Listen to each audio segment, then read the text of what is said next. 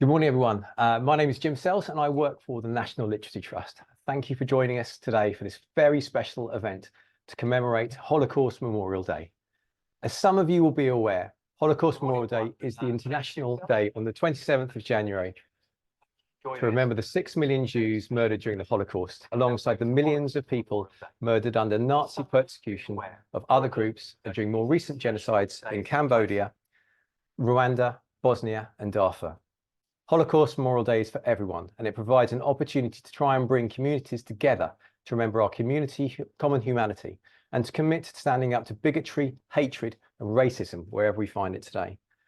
I'm very pleased to be here to introduce you all to two brilliant people, author Tom Palmer and Holocaust survivor Marla Tribich. And you'll have the chance to ask them both some questions. To do this, please write in the chat. For safeguarding reasons, only those of us in the panel will be able to see them. Don't forget to put your school name and region, please. Now, we need to remind you that this event will focus on stories of survivors from the Holocaust, which is a vital, but of course, very hard subject.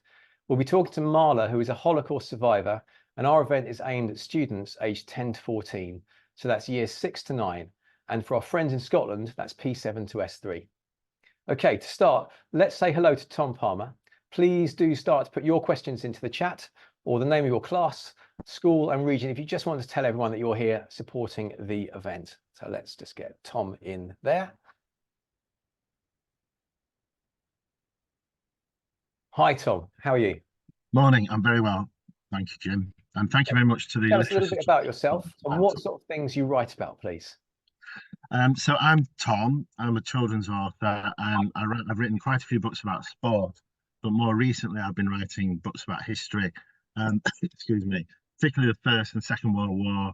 And about 3 years ago, I wrote a book called After the War, which is the story of a group of Holocaust survivors who came to this country. And a lot of my books relate to the First and Second World War, but really importantly for me, which will come across in this event, I'm sure, is basing my stories on the truth. And the best way for me I feel, to get to that truth is to speak to and interview those who experience the events that I'm writing about. Great, thanks, Tom. Apologies for a little bit of the echo there. I think we've resolved that slight technical issue, but really good. Thanks very much for getting your comments and hellos into the chat here as well. So please continue with that and your questions. We've got one here already from Elizabeth, who's in year 8 in the Hinckley School, and she'd like to know, why did you decide to write after the war? Thank you for the question, Elizabeth. To be honest, it was my wife's idea. She heard a programme on the radio, on Radio 4 on the BBC, about a group of children who'd survived the Holocaust and been in the concentration camps and had come to this country as refugees in 1945, a group of children. And my wife listened to the programme on the radio, and she said, "You've got to listen to this. You know, this is a really important story that more people need to know about." And she suggested that I write the story, and I was quite nervous to do so initially, but I was very lucky to have the help of some Holocaust historians and also some of the survivors themselves who helped me get the story as right as I possibly could. Right, thank you, Tom, and thanks, Elizabeth, for the question. And you've been working with us at the National Literacy Trust to create resources to help schools to commemorate Holocaust Memorial Day this week. Part of these resources is a 5-part story, which is called This Is Not a Story. Can you tell us a little bit about this, please? Yeah, so when I was writing After the War, one of the children who came to live in the Lake District, who I based my story on, was called Ben Helfgott, Sir Ben Helfgott, and I used a lot of his testimony and his story in this book, but I was also very lucky to meet Ben, and I was also very lucky to meet Ben's sister Marla, who we're going to be meeting quite soon. And I wanted to tell their story, and I'd read things in books, I'd heard them both speak on the radio and online, and I wanted to tell the story of a brother and sister who were so dreadfully affected by the Holocaust. Because I think it's really important for young people today, ourselves, to identify with these stories that we're telling. And the story of a brother and sister, many of us have brothers and sisters And I thought it was a good way of showing their lives through their testimony. And that's where This Is Not a Story came from. Great, thank you, Tom. So we've got another question from a school here. This one is from year 5, and they've been working together on their questions, it looks like. St Botolph's Primary School in Leicestershire. How did you find out about Marla and Ben? I appreciate you sort of covered some of that there, but I suppose that's really sort of going to where you found them. Yeah, so initially I found out from a guy called Trevor, who's done a lot of work in Holocaust history, and he told me both their stories and introduced me to both Ben and Marla, so I could listen to them and speak to them myself. But while I was writing this story, This Is Not a Story, I read a history book, which I actually have here, which is called The Boys, and it's the story of the Windermere children, one of whom was Ben, but also Marla is she wrote a letter to the historian Martin Gilbert, and I used some of the material from her letter to write the story. And also I read a biography of Sir Ben Helfgott here, but also like listening to things on the radio and watching the, I think it's a Holocaust Education Trust video that I think some of you have been looking at, which is Marla telling her story to a group of children, and that just hearing the words of Ben and Marla and turning that into a story was the process that I went through while I was writing the story. And to reiterate, so when you're doing history, if you're writing about important historical events, it's really important to get as close to the source of that history as possible, and that's called a primary source, so like the first source of history. And the first source of history is the testimony of those who witnessed or who were part of that history. And that's why I used those very, very close testimonies of Ben and Marla when I'm trying to write a story about them. And you've called it This Is Not a Story because it's a factual account, really, this, isn't it? It's Yes. not a work of fiction. And you've really gone in depth there just to say how you've drawn from those first person sources, those accurate historical documents to make it correct. It's clearly really important to you that you do that to make sure that this is the truth, and that is the truth that you are sharing. Does that sound about? It does. And one of the really important things about that is there is, and we see it on social media, both yourselves at the Trust and myself, there are some people who try to deny that the Holocaust took place, and so I was told by the historians that I worked with that to make sure when you write a story to back up every scene and every event with the testimony of a survivor or someone who witnessed those events. And that's why any scene you come across in this book or the story that you've been reading this week, I can tell you where I drew that from. Because there are people who would come to me and say, well, you've just made it all up, it's all a lie. And there are many people in the world doing that, and it's really important for us telling the story of people like Marla and Ben to absolutely ground it, so there's no risk of people coming at us like that, because it's so important that people know that this did happen, and we have so much evidence to show it.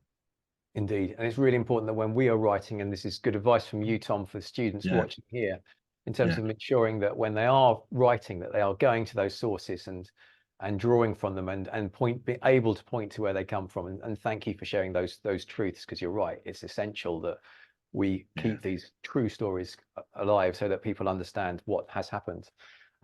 Thank you so far for your questions, everyone. And before we introduce Marla, and I know lots of you have got questions for Marla, we know there's lots of you watching this live event, so we're just going to say, because we're going to try and get to as many questions as we can, and we've got time, but we're just going to cover off a few hellos as well. So we know that EHE Byerley, Scarborough UTC, Bailey Green Primary in Newcastle, Bain School in Poulton, Lancashire, Horndean Technology College, St Aidan's Gateshead, Peregrine Falcons class from Lean Mills Primary School, Red Oak Primary School, Willow class in Milton Keynes, Mount Pleasant Primary, and J2 at Arksey Primary School are just some of those who are watching today. So thank you very much for joining us and being part of this event. So what we want to do now is to introduce our friend Marla and to give you schools the chance to ask her and Tom some questions. We've got some time for this. So please remember to put your school name and your region into the chat when you submit them, and we'll pick up as many as we can. So here we are. We're really privileged to be joined now by Marla Trivich. Hi, Marla. How are you? Hello. Yes, I'm fine, thanks. Thank you so much for joining us. I know you've had a busy morning this morning because you've already been on the road telling your story via Sky News. So some of you might pick that up in the media a little bit later. And we've got a lot of people watching this event, Marla, and they've got lots of questions for you. So thank you for joining us. We thought we'd just set a little bit of context for students. So for those who are watching, who are still to read your account, which is as written by Tom, This Is Not a Story. Can you tell us, just to start things off, please, in what ways did your life change after Germany invaded Poland? In every way. There was nothing that was again the same, because we were deprived of our homes, our belongings. We were, well, not in prison, but we were held in a ghetto. We had no freedom. People were being rounded up and sent off. We didn't know where at first. And then we had to live in a ghetto, and it was very overcrowded. But more people came, and they just said we had to take them in, and it was even more overcrowded. And then there were lots of epidemics because of the conditions, the sanitary conditions were not exactly good.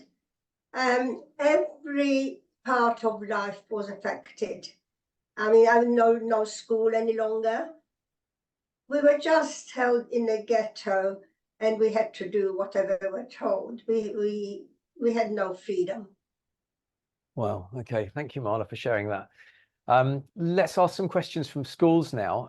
Tom, I don't know if you can access the document here, but I've got some questions from Marla. So this is the Google document. You might be able to access. If not, I'll just get this going. So we've got a question from the Hinckley School for you, Marla, which is from a Year 8 student, and they'd like to know, how did you feel when the war ended? So you've just told us what it was like when it began for you with that invasion into Poland, but what was it like at the other end?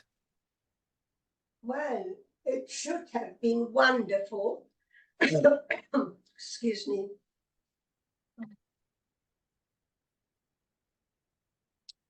And it was wonderful, in fact, because we were liberated by the British Army, and they were amazing how they helped us and what they did for us. And it's really a subject of its own. But it was tinted with great sadness. And at first we didn't know who else had survived. I didn't think anybody from my family survived because I didn't hear anything. But in the end, I did find, well, my brother found me. He was the older one of the two of us, but we're very close in age. And he discovered that I had survived, but that took nearly a year. So for a year, I thought no one had survived. And well, there were just the two of us left out of a family of 5. I lost my mother and sister in the most horrific way. My father, I heard later, actually was shot trying to escape from a death march. And it was a very, very sad, very tragic story. We didn't know how our life would go, who would look after us, but it all worked out. I mean, there were a lot of committees out there, and in this case, I'm talking about the Jewish group of people. There were, I don't know how many survived, but the Jewish organizations really took on the job to look after them. And well, I can go on and on, because the ones who came to England, the first group from Czechoslovakia, they were the Windermere children. Ultimately, they became known as the Windermere children. And they have got an amazing story, which is portrayed in this book by Tom. So It's interesting. It is. Thank you for sharing that, Marla. You know, incredible tales of just terror and horror really there. And for that sort of piece of Ben and you coming together at the end of the war is quite an incredible story, which is within the account which Tom's related there. Tom, I'm not sure if you want to sort of pick up on any of that. Otherwise, I've got some other questions here, which I can see from the students, and we've got one for you, Tom, as well, which is great. So let me see. So because Marla, you just brought up the book there after the war, which was Tom's account of around the Lake District, those group of boys that came from the camps. Tom, how many people did you interview for after the war? And that's a question from Bailey Green Primary in Newcastle. Great question, thank you, Bailey, from Bailey Green Primary. So I interviewed 5 older people who were Holocaust survivors who were known as the boys when they came to this country. I also interviewed their family, their children, as well, who told me stories that their parents had told them. But I also spoke to Holocaust historians as well, and that was really important, just to get it right and to understand how to write a story about this part of history. But as well as interviewing the older people who were children when they came to this country as refugees, I was very lucky to meet and if you've read After the War, there's a girl called Joyce in the story. She's about 10 and she's got a little dog called Spot, and they were real people as well as the children that are from mostly Poland, who I've based the stories on. So I got to meet Joyce, who's now in her 80s, and she told me what it was like when 300 refugee children came to the little area of the Lake District that she came to live in. And she told me, and in particular, she told me how they were welcomed and how they were cared for and looked after. There were some more difficult clashes, but on the whole, they were welcomed and by the local community, and it was really positive. And I found that so inspiring that after 6 years of war in this country, people, they'd been living through rationing and losing members of their family in the military. They welcomed these 300 children from the concentration camps, and I thought it was really important to put that in and show how we should treat refugees, and we've done it in the past and how we should do it now and how we should do it in the future. So that was a really important, I think Joyce was a really important person for me to speak to. Thanks, Tom. That's a really good question, and it's a really good opportunity to talk about how we can sort of have compassion and empathy for people and welcome them into our community. So absolutely agreed there. Marla, we've got, as I say, we've got lots of questions, but I just want to ask a little bit about the particular piece that you've done with Tom very recently on this Is Not a Story. It's a really incredibly moving recount of that moment when building up to how you and Ben got back together. But what did you first think when Tom came to you with this idea? When Tom came to me, did you say? Yeah, when Tom approached you and said, I'd love to do this. How was that? Well, I was quite pleased that people are interested enough to write more stories and to keep the story going. And for me, it was a very positive thing, and I was pleased about it. That's good. That's good. 'Cause I know it's a very important part of your life has really been dedicated to ensuring that the stories from this time are continue to be told. I've got a question for you, Marla, from so I'm just looking across here to get the questions, and this is a question from Lowestoft High School, who are in Manchester, and they would like to know what personal stories or experiences from your time during the Holocaust had the most profound impact on your outlook on life. So in other words, I guess how has what happened to you then, how has that formed the way that you look at the way that you live your life? I know what you're saying and I will answer it, but I think that someone perhaps watching me or knowing about my life would be able to assess it better. But what influenced me once I was reunited with Ben, and not that we lived together because he was at school. I was living elsewhere with a girl. And once we were reunited, then I sort of felt, I felt the support, if only in the psychological way. You know, it was really very special. And also the committee who was looking after us here, there were this, at the time they were called the Central British Fund. They were amazing. And they really helped me to sort out my life. But quite apart from that, I had freedom, I had friends, I went to activities, I was very active, and I was really enjoying life. But on the other hand, I was still grieving for my losses. And for instance, my sister, my younger sister, Lucia, I can hardly remember her anymore because we haven't got a single photograph of her. We've got a group photograph on which I appear at the age of about 3. My sister hadn't been born by then. And I've got 1 or 2 cousins, but we're left without even photographs, which are important. And but I have to say that I have had a lot of help, particularly from that organization. They were amazing.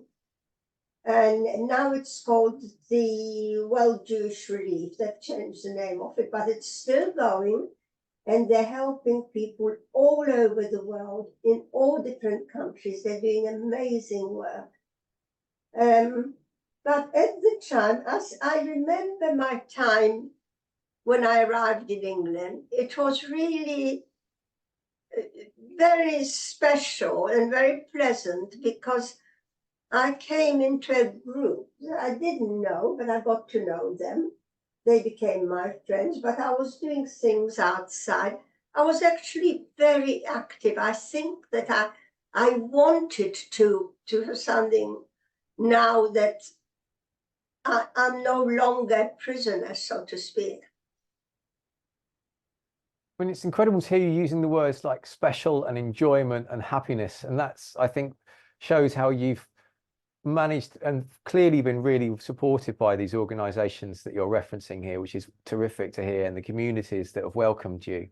But it's truly, you know, it's amazing that you have look for and can find and celebrate those moments of enjoyment. It's incredible. I would like to pick up on one of the things you talked about in terms of photographs, because one of the schools here, I'm just looking for the actual question that they've asked, which is around I think around things that you might have brought back. Here we go. So this is from Langold Discar Community School, which is a school in Nottingham, and they would like to know, what important belongings did you hold dear? So I guess that you could answer, there's 2 bits there, isn't there? So something that you might have lost that you couldn't take with you, but are there things like the photographs, for example, that you could take from that time to now? You mean belongings before the war that I lost? They were precious to me. Yes, yes. Well, I lost everything. It sort of all went into a big lump, and I didn't really discriminate between one thing and another. I had some lovely things, but they were mostly toys. I was so young. When the war finished, I was 8. I was approaching 9, but I was still 8 years old. And everything we had in those days, I think we appreciated more than children do today. Because before the war, children had less, and every little thing that they received was special. And well, you can't compare it with the world today. But I can't say there's one particular toy that I remember really, and I really miss. There's so much came after that, Yeah. that all of that became unimportant. I'm just going to interest because I'm interested. You referenced that photograph of you when you were very small. So how did that photo survive? I honestly don't know, and now I can't even ask my brother. Or I know vaguely. I can't be sure that I'm absolutely right and accurate. But my aunt, a single aunt, no, actually she got married in the ghetto. My mother's sister, her youngest sister. When she was rounded up and taken to a camp, a labor camp in Poland, she took some photographs with her.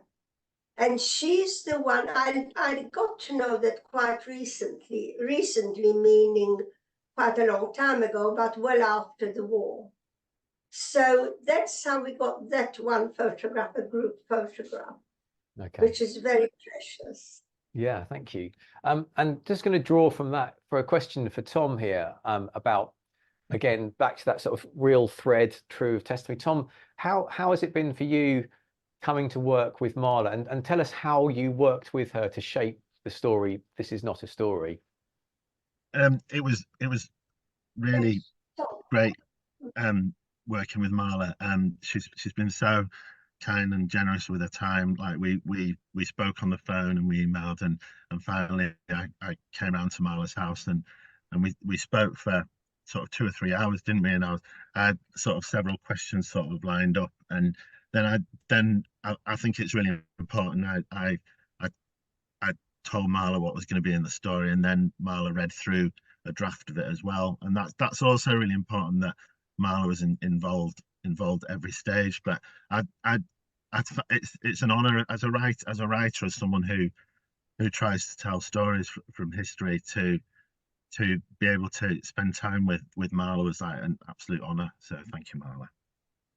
Well done, Marla. Thank you. Okay, Marla, we've got another question for you. This one is from the Ferncombe C Primary School in Warwickshire, and it's about you and your brother. How were you reunited with your brother? How did Ben actually find you? Excuse me, but I have a terrible cough and cold. You've been doing really well, because I know you're out there doing lots of your account at the moment, so thank you. No, it took several stages, because when we first found each other, well, he found me, he was the enterprising one. We started corresponding, and we had quite a large correspondence, and we were crazy about photographs. But I was sent to Sweden after the war, so in Sweden with my friends, we're all crazy about photographs, and it seems they were here as well. So we were exchanging photographs. That was the big thing. And also, I'm sorry, I lost my trend. What was the main point of the question? Just the story of how Ben found you.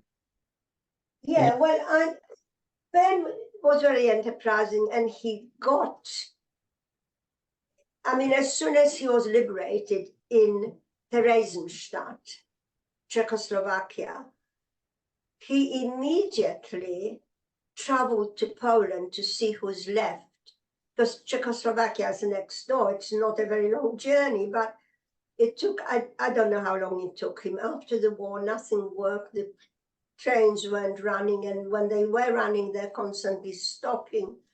And he had the most terrible experience during that journey. But he got to Piotrków to see whether anyone's there. And of course, there wasn't. And he quickly went back to Theresienstadt, because he heard that there's a group of children going to England. And he wanted to go with them. I mean, he had the opportunity to go with them. He qualified because they had to be up to a certain age, and he was within that age group. So he went back, and from there he came to England, and then another life started. But was there something else in there that you asked me? No, well, we've got this, of course, within your account of This Is Not a Story. But I suppose an extension of that question from that school there would be the moment that you came together, and Ben actually, that point when it happened. Yeah, people often think that that was so extraordinary. We must have both perhaps fainted at the sight of one another. But it wasn't like that, because we had been corresponding for well over a year, about 18 months. We were sending photographs. He sent me a lovely present, a ring, a gold ring. And we sort of already were getting back together, albeit from a distance. And so when we did meet, it was still very emotional when we did meet, because I arrived by boat to England, and he came to meet me. And well, it was very special. I can't find the words to describe it. It was very emotional. But everybody thinks, oh, it must have been just so extraordinary. It was extraordinary. But the fact is, it wasn't a surprise. I knew he knew I was coming, and we had already made the start of writing. Well, but I'll just mention one thing that's a bit unusual. When I received his first letter, I was so excited. I read it, and then we were in a school, like a boarding school. We were all survivors. And it was in a sort of stately home, stripped of all its beauty. So it had beautiful grounds, large grounds, not particularly beautiful at that time. And I remember taking that letter, holding it up high and running through the grounds saying, I've got a letter from my brother. So, other friends got excited too, because we all knew one another well. So I remember that bit of special excitement, the first letter. As I recall, that's the first time that you knew anyone in your family was alive. Is that right? Absolutely. Yes, that's right. Because before we started corresponding, we didn't know what happened to our father. We knew what happened to our mother and sister, but nobody else survived. Thank you, Marla. It must be just an incredible moment for you when you saw them. Okay, I'm going to ask Tom a question here as well. This is a question from Hannah. She's at Deer Park Secondary in Southampton, and Hannah would like to know, Tom, in the sort of published, it's a question about sort of the aim of the story. Did you achieve what you wanted to in publishing the story? I'm going to think about the story of, This Is Not a Story. Have you achieved what you set out to do? I guess really from Hannah there. Thank you for the question, Hannah. As much as I'm capable of, I think, and I've got a way now of, I suppose, of writing history stories by drawing on the sources and trying to turn them into a story. And I think one of the things I was pleased with, like in the book and in the story, that I think it's really important to portray the life of the children, like all the children that I've based my stories on in the book, and also the story that you've read, to show the childhood that they had before, the childhood with their brother and sisters, and what they used to do when they were children, their normal lives before the Nazis invaded Poland in 1939. And I think that's one of the things that I have things that I think are really important for me, but I also show the book to other people. So I show it to my wife, I show it to my friends. Like I show Jim quite a lot of the stuff that I write and get really good feedback. Because I can't do it on my own. I also show it to groups of children. This book, I worked with a group of children in a school quite near where the Windermere children came to. So I kind of, I suppose I feel like I've done a decent job once I've had their approval and once I've taken on board what they're saying is missing from the story and put it in so that I'd improved it. And it's not just me. But it's interesting that you're from Southampton because of the Windermere children, there was 300 of them, and it's spoken about in this book by Martin Gilbert.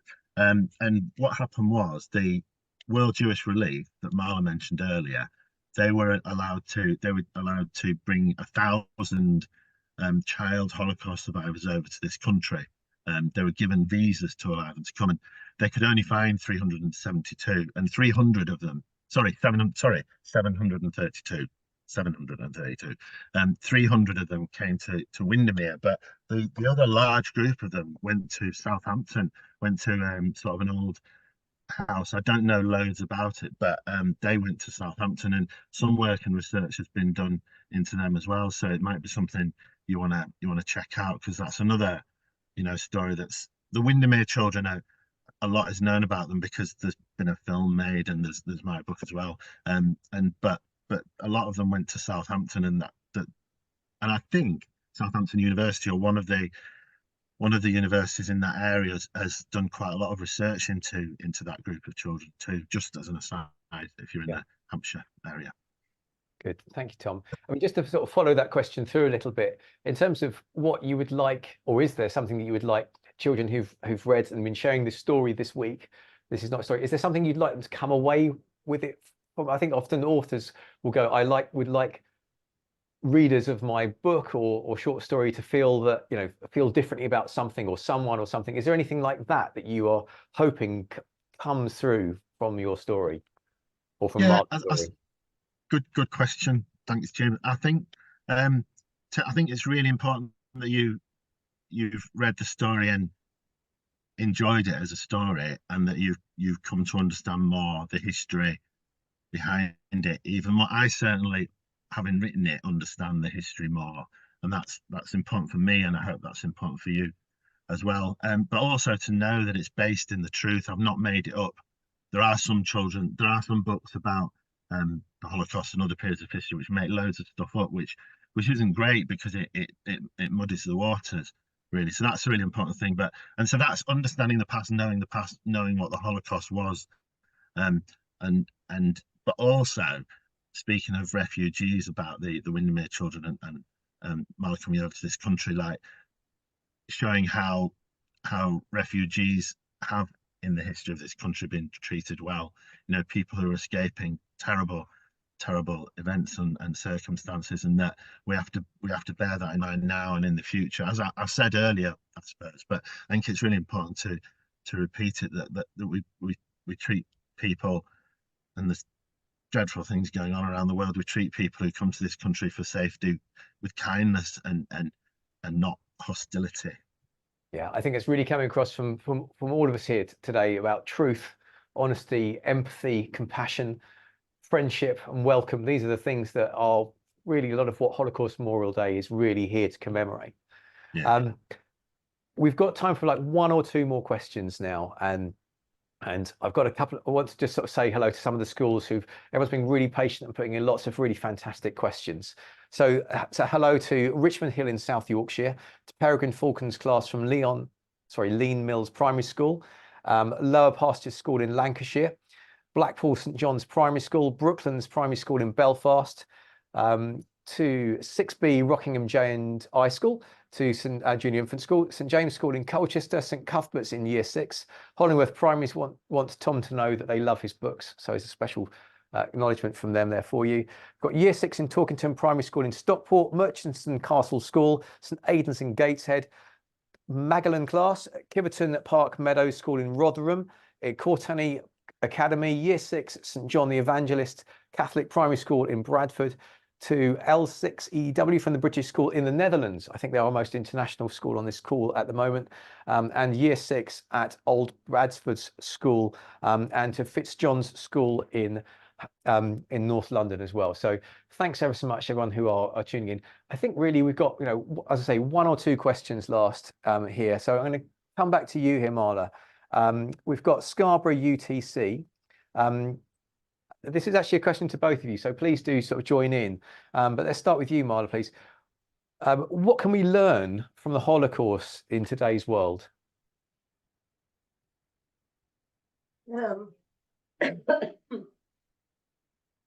Well, just in a few words, we can learn what happens when a civilization breaks down and a despot rules and there's no freedom.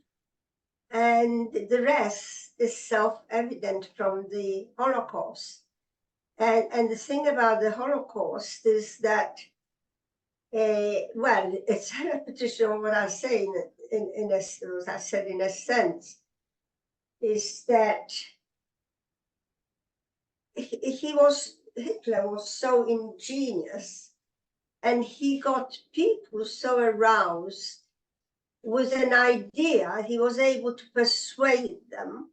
I dare say not the whole nation was like that, but they probably couldn't do much about it. And he invented things like killing machines for people. Now that wouldn't be acceptable at any time, but that was 80 years ago. He found these machines, the way of getting rid of people. And it is just, and the whole human story about the people who went through it, who suffered it, is so dreadful that I think that when people read about it, they surely must have some feeling about, you know, about what happened and how really, in a way, we the survivors, look to other people to make sure that this will never happen again. Yeah. So that they shouldn't be bystanders when they see things, or they see discrimination and whatever goes in that line, they should act. They should act, yeah, to be an upstander, to stand up for what you know is right. And that ties in really well with the last question that we've got for today, which is from Year 6 Balliol Primary School in Kempston. Do you have any advice for young people who are on this call today? Well, do I have any advice? Any advice? Message? Yeah. A message? Yes, please. Well, the message is our last little bit of conversation. Don't be a bystander. If you see people being discriminated against, you should stand up for them. If they're not always able to do it themselves because they're in the situation or on the receiving side. So it's basically, one can say it in very few words, in that stand up against discrimination and just work for a better word. I'm sorry, my words have suddenly left me. My thoughts, but it sort of comes up, I think, in most of my answers, that desire, that the importance of not being a bystander. And any people with any conscience would want to help and to change things. I know there are many people around like that. But I'll tell you what really is not just strange, it's painful and it's unbelievable. And that's the deniers, the people who did it. They say this never happened. And some are very generous. They said, yes, it did happen, but on a much smaller scale. So there are these not many people, few people going around telling, well, in some cases children as well, that this never happened.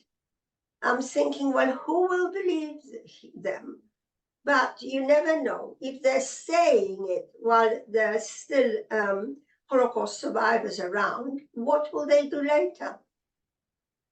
And that's why the importance of something like Holocaust Memorial Day is an essential part of our calendar. And that really come through clearly today about the truth and about honesty and about support and love, kindness and empathy, as we've been saying here quite a lot. And I think your closing comment there, Marla, around being an upstander and standing up for those that need your support and help and might not be able to do that for yourself is the perfect way to close today. So really want to say on behalf